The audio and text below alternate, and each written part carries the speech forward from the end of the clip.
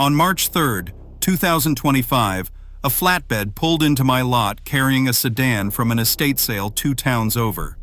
The family just wanted it gone.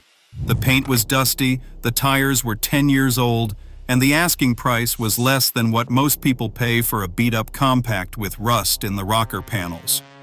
My apprentice looked at it and laughed. I looked at it and reached for my checkbook. Because under that dust was one of the most overbuilt drivetrains ever put into a family car with 61,000 miles on it, and the market had decided it was worth almost nothing.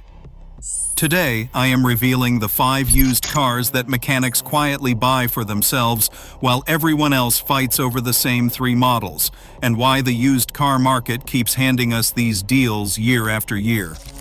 Here is something most people never think about. Mechanics see the truth about cars that no review, no brochure, and no dealership will ever show you. We see what actually breaks at 150,000 miles. We see which transmissions come out in pieces and which ones never come out at all. We see which cars our customers curse and which cars we barely see at all except for oil changes and brakes. And when it is time to spend our own money, we do not buy what is popular. We buy what we never have to fix. But here is the uncomfortable truth about the used car market. Prices are not set by engineering. They are set by perception.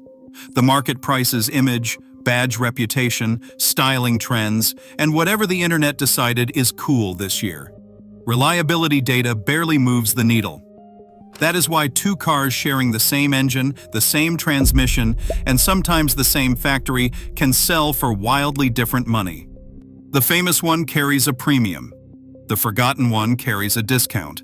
And the machinery underneath does not know the difference. Dealers understand this perfectly. A used car lot makes its margin on demand, not on durability. They will happily charge you top dollar for the model everyone searches for, because certified inventory of a popular nameplate practically sells itself.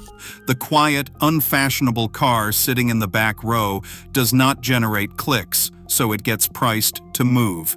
Nobody in that building is paid to tell you the boring car in the corner will outlast the shiny one out front.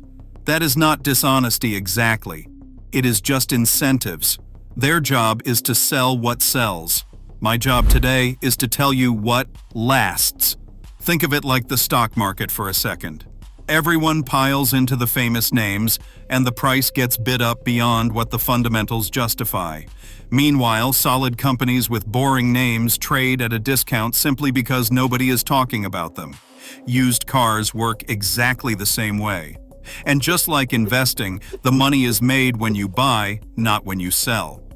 So let me walk you through 5 cars where the fundamentals are excellent and the price is wrong in your favor. Number 1. The Toyota Avalon. This was the car on that flatbed, and it is the single biggest open secret in my trade. The Avalon is, mechanically, a stretched Camry with the 3.5-liter V6 that Toyota has been refining for nearly 2 decades. That engine, in its port-injected years, is one of the most trouble-free power plants I have ever worked on. Smooth, understressed, paired with a conventional automatic that just does not fail when the fluid is serviced. So why is it cheap? Image. The Avalon spent its whole life being called a grandpa car, and the market never forgave it for being comfortable instead of exciting. Toyota discontinued it after 2022, and demand among younger buyers was never there.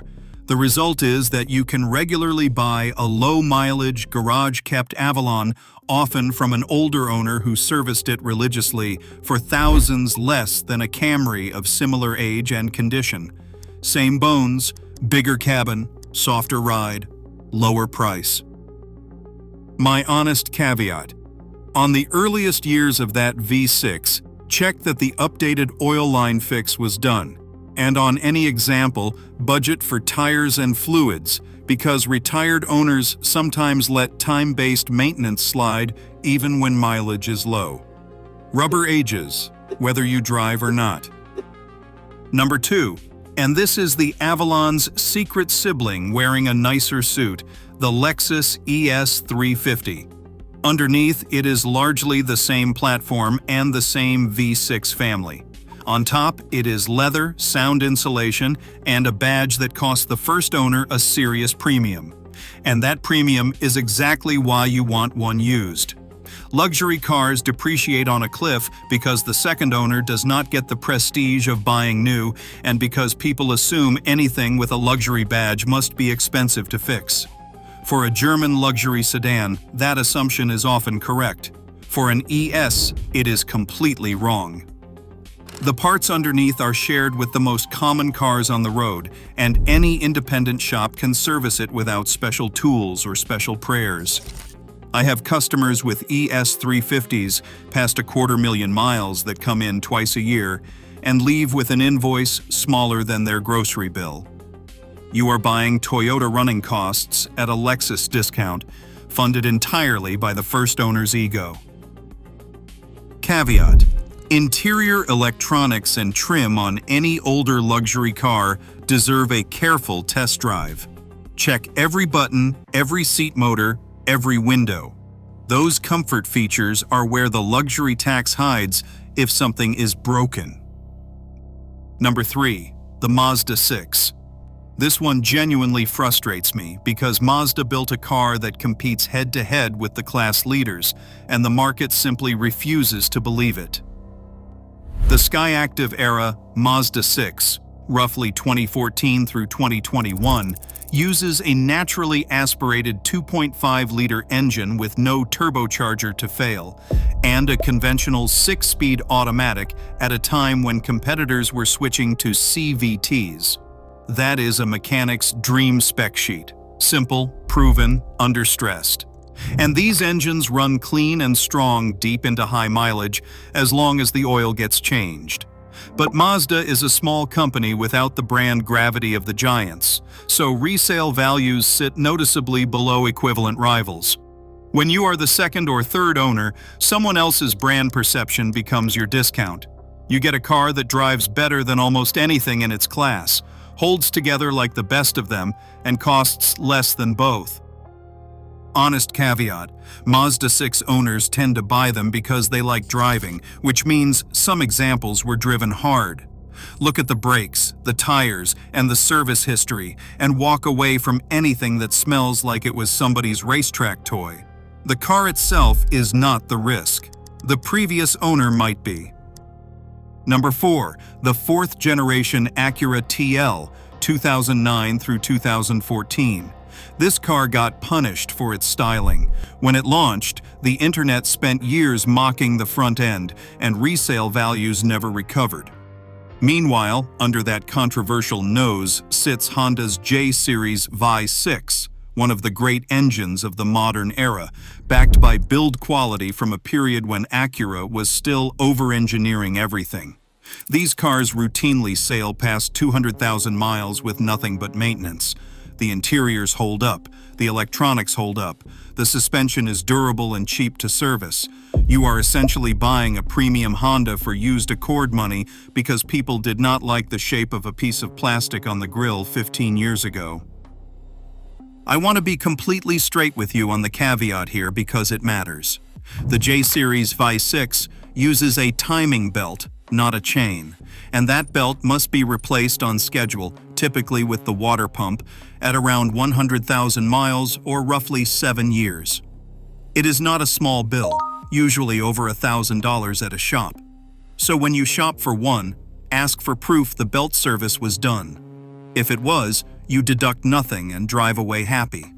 If it was not, you negotiate that cost off the price and do it immediately.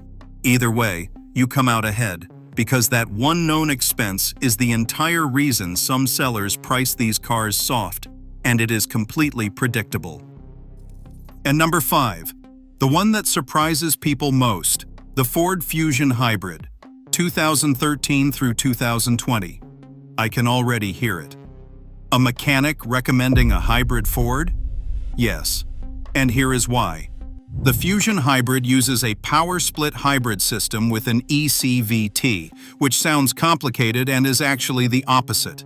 There is no conventional automatic transmission in this car. No clutch packs to burn, no torque converter to fail, no dual clutch drama. The electric motors do the hard, high-torque work, which means the gas engine, a naturally aspirated 2.0-liter running a gentle Atkinson cycle, lives one of the easiest lives of any engine on the road. This is the same basic architecture philosophy that made hybrid taxis famous for absurd mileage, and Ford's version proved itself the same way. These cars served in taxi and fleet duty in major cities, and the earlier Escape hybrids using related technology were documented going 400,000 miles and beyond in New York cab service. Regenerative braking means brake pads last 2 or 3 times longer than normal, and yet the used market prices these cars low because the average buyer hears the word hybrid, imagines a $5,000 battery bill, and runs. That fear is your discount. Here is the honest picture on the battery, because I will not sugarcoat it. Hybrid batteries in these cars typically last around 10 to 12 years. On an older example, degradation is a real possibility and replacement is a real cost, though aftermarket and refurbished options have brought that well down from the horror story numbers people imagine. So the rule is simple. Have a shop that knows hybrids check the battery's state of health before you buy, and factor its age into your offer. Do that one thing, and you are buying one of the cheapest per mile vehicles on the used market while everyone else pays extra to avoid it. Notice the pattern across all 5. Not one of these cars is cheap because it is bad. Each one is cheap because of a story. Too boring, too old-fashioned, too small a brand, too ugly, too scary. The market punishes stories. The odometer only cares about engineering. And when the story and the engineering disagree, that gap is where your money is made or lost.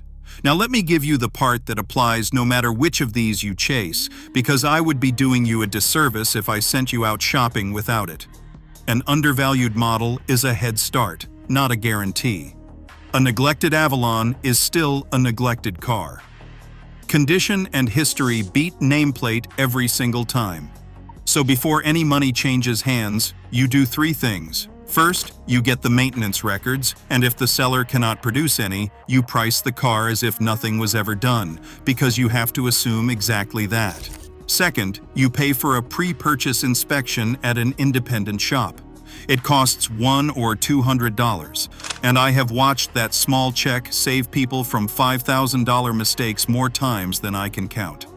Any seller who refuses an inspection has answered your question for you. Third, you check how the car sat, not just how it drove.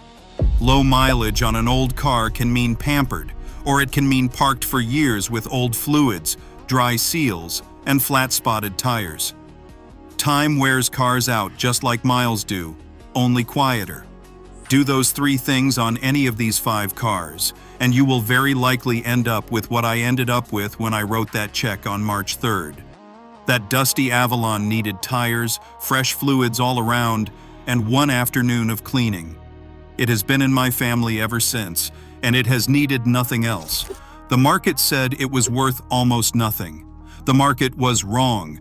The market is wrong like this every single day, in every single town, and now you know exactly where to look. If this changed how you will shop for your next car, hit like so more people see it before they overpay for a badge. Subscribe if you want more of the knowledge mechanics usually keep to themselves. And here is your comment question. What is the most underrated car you have ever owned? The one nobody respected but never let you down? Drop it below, because those stories help every buyer watching. The best used car is almost never the one everyone wants. It is the one everyone overlooked. And now you know 5 of them.